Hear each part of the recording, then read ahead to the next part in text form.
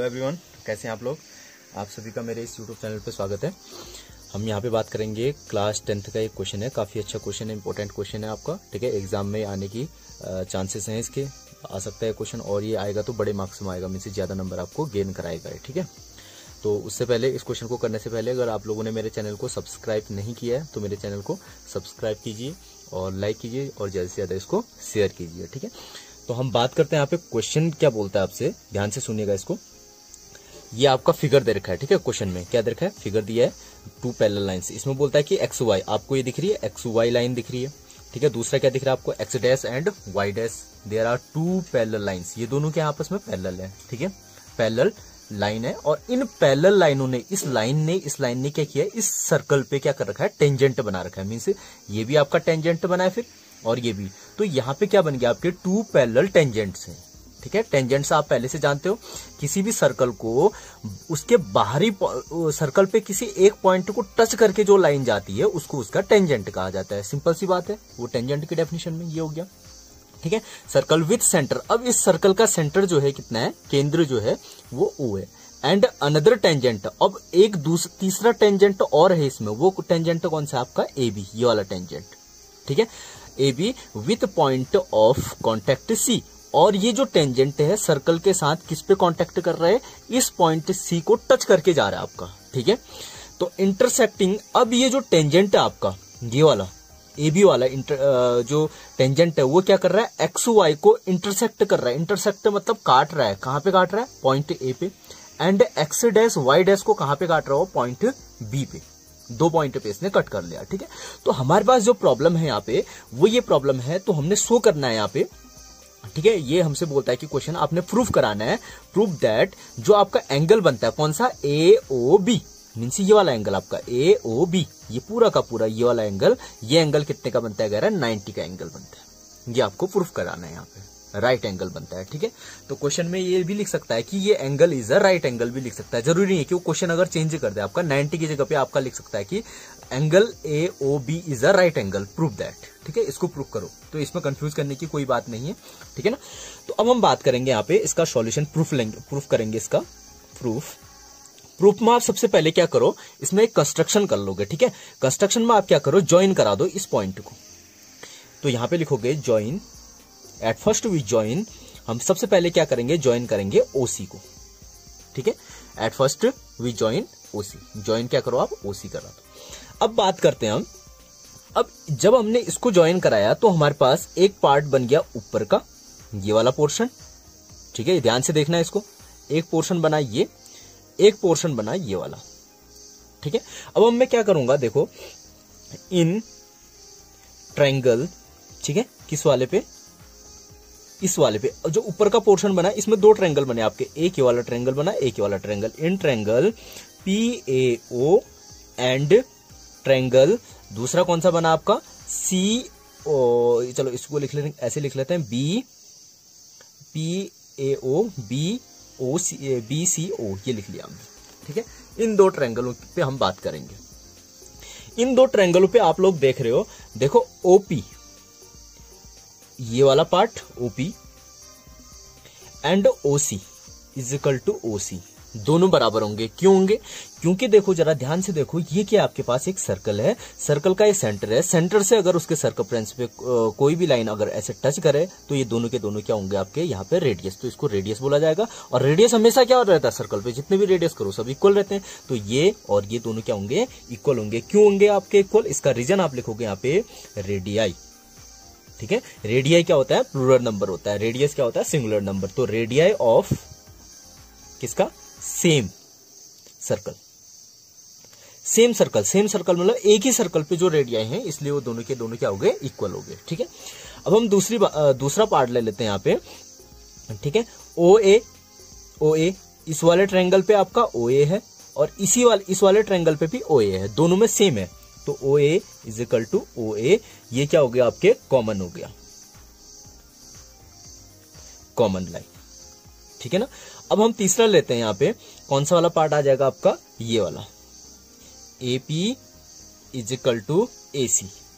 क्यों होगा बताओ आप लोग जरा, AP AC, क्यों? क्योंकि सर्कल पे क्या है, टेंजेंट है, ये भी टेंजेंट है, ये भी टेंजेंट है, ठीक है ना। तो हम क्या बोलेंगे इसको, टेंजेंट्स,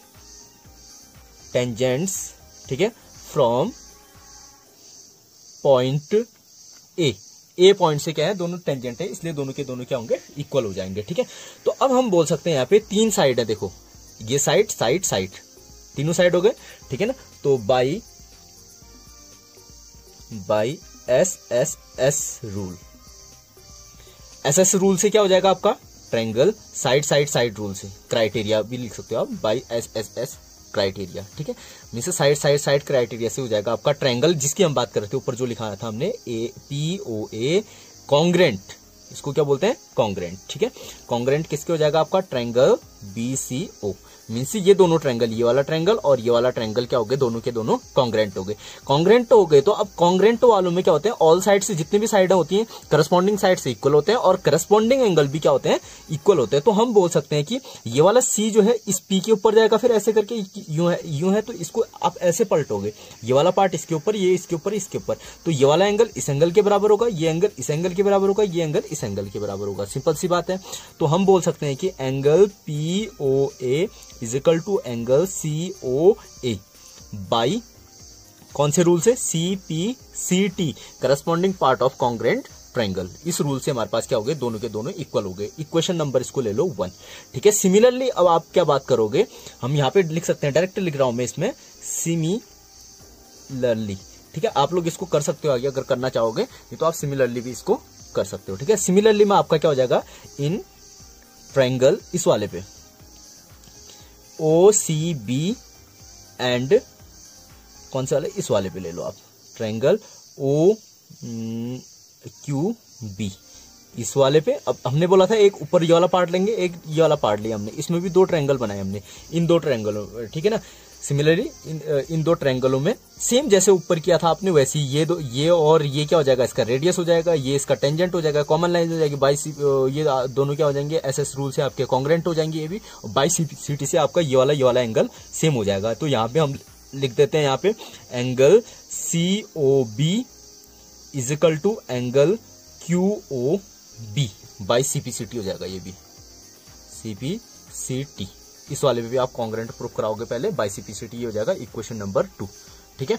अब हम क्या कर सकते हैं, 2 इक्वेशन मिल गए, फिर हमको पता चल गया कि ये दोनों बराबर है और ये दोनों क्या है, बराबर है, इक्वल है, ठीक है। अब हम बात करते हैं यहाँ पे, नाउ हम लोगों ने यहाँ पे एक चीज देखा कि POQ ये पूरा का पूरा क्या आपका सर्कल है और ये सेंटर है, और POQ क्या होगा, यहाँ पे डायमीटर होगा, ठीक है ना। नाउ सिंस, अब हम लिख सकते हैं, since POQ is a diameter of circle का क्या है, डायमीटर है। अगर ये डायमीटर है, सो इट इज, तो ये क्या होगी आपका स्ट्रेट लाइन। अगर ये आपका क्या है, पूरे का पूरा डायमीटर है, डायमीटर हमेशा क्या होती है, सीधी होती है, स्ट्रेट लाइन होती है। अब हम बोल सकते हैं यहाँ पे, since POQ is a diameter of circle का डायमीटर है, so it is a straight line. तो ये क्या होगी, आपकी एक स्ट्रेट लाइन होगी, ठीक है। अगर ये स्ट्रेट लाइन है तो देन तब आपके पास क्या होगा, फिर स्ट्रेट लाइन में जितने भी एंगल होते हैं, इन सम एंगलों का, वन साइडेड एंगलों का सम कितना होता है, 180, लीनियर पेयर की जो कंडीशन होती है, ठीक है ना। तो हम यहाँ पे बोल देंगे, then angle POA plus AOC plus ये वाला angle POA AOC COB plus BOQ is equal to कितना होगा, 180, ठीक है।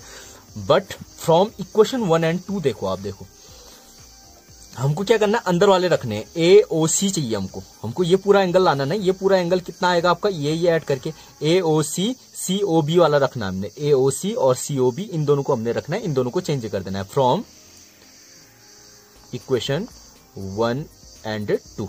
इन 2 इक्वेशनों से यहाँ पे वैल्यू रखोगे, POA को हमने हटाना है, PO की जगह पे क्या रखोगे आप इक्वेशन 1 से, angle COA plus angle AOC या COA कुछ भी लिख दो, इसको कन्वर्ट कर लेते हैं, COA plus angle COB plus BOQ, यहां से आप लिख सकते हो BOQ, ये दिख रहा होगा आपको, BOQ is equal to COB is equal to 180। कितने हो गए? 2CO 2CO COA, ये कितने हो गए? COB 2।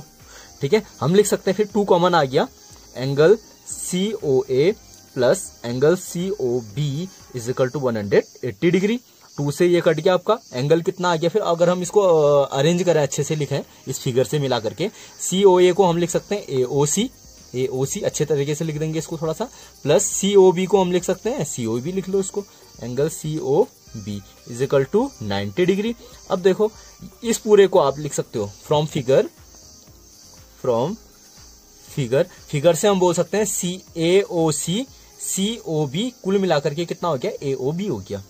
Angle AOB is equal to 90 degree. यही आपको क्या करना था? प्रूफ करना था क्वेश्चन में, ठीक है ना। तो हमारा ये प्रूफ हो चुका है, प्रूफ्ड। ठीक है, तो इजी क्वेश्चन है, काफी अच्छा क्वेश्चन है, ये आने की संभावना है, आपका क्या पता आ सकता है क्वेश्चन, ठीक है ना। तो इसको आप लोग कर लोगे, ठीक है। Okay, thank you.